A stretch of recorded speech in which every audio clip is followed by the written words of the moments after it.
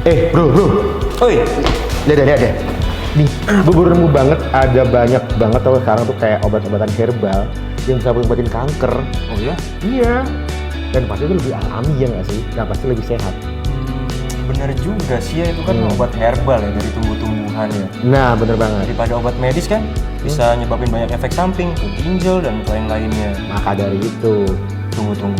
Tapi ya, setahu aku ya, kalau obat medis itu tuh sudah melewati beberapa tahap uji sehingga aman digunakan untuk manusia. Iya sih. Cuman kan tetap aja namanya obat medis kan. Pasti banyak banget tuh efek-efek buruknya nggak sih? Daripada kita bingung begini, berdebat nggak jelas, mending kita tanya langsung ke ahlinya yuk. Dokter, bagaimana apakah obat medis kanker itu aman untuk manusia? Kita sering mendengar bahwa beberapa tanaman herbal memiliki khasiat anti kanker. Beberapa malah obat-obat anti kanker atau obat-obat tersebut sudah berproduksi dalam bentuk obat tablet. Mungkin kita sendiri ataupun keluarga pernah menggunakan obat tersebut. Anggapan bahwa obat-obat herbal atau natural dia berasal dari alam, tidak ada efek sampingnya, tidak seperti obat-obat yang diberikan oleh dokter yang banyak mengandung bahan kimia.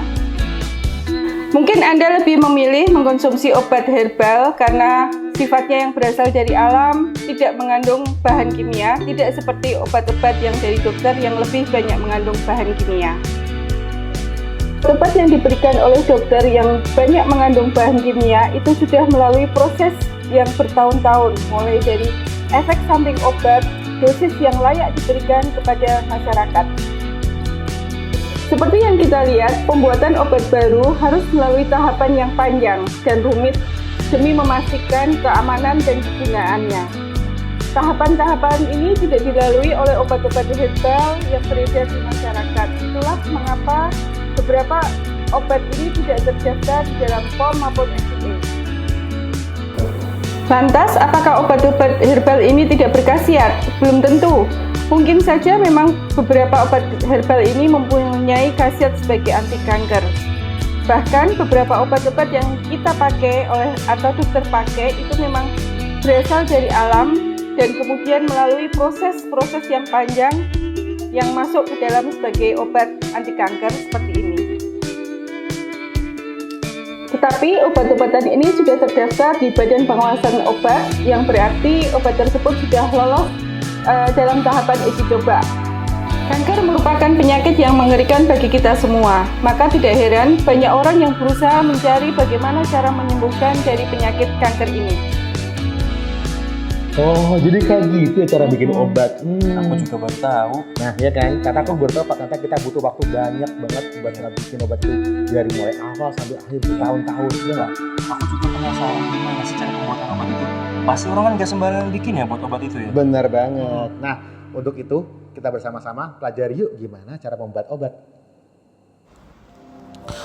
Tahap-tahap pembuatan obat. Yang pertama, penemuan dan pengembangan.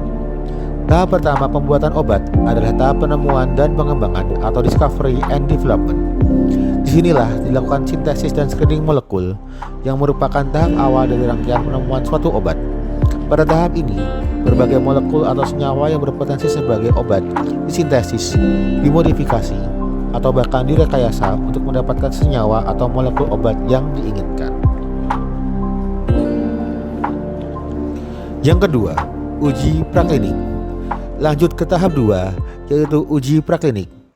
Pada uji praklinik, digunakan hewan coba untuk mengetahui dosis toksisitas atau dosis mematikan dari suatu obat. Hewan coba yang biasa digunakan adalah mencit, tikus, kelinci, marmut, hamster, anjing, dan primata. Selanjutnya tahap 3 adalah uji klinik. Pada uji praklinik dilakukan pada hewan coba, sedangkan pada uji klinik dilakukan pada manusia.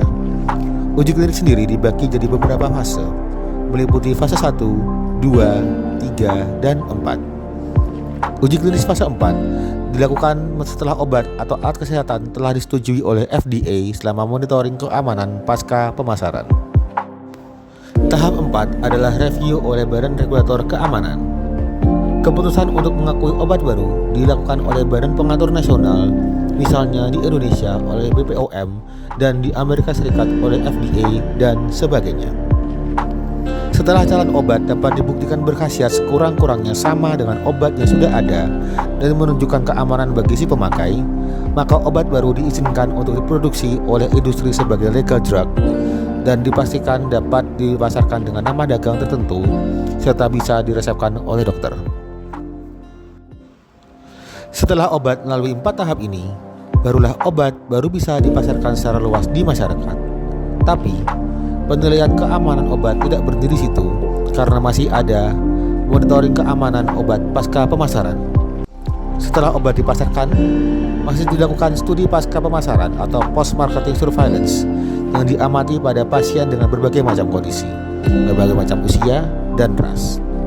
Studi ini dilakukan dalam jangka panjang untuk mengetahui efek-efek terapeutik dan pengalaman jangka panjang dalam menggunakan obat. Setelah hasil studi 4 dievaluasi, masih memungkinkan obat ditarik dari perdagangan jika membahayakan.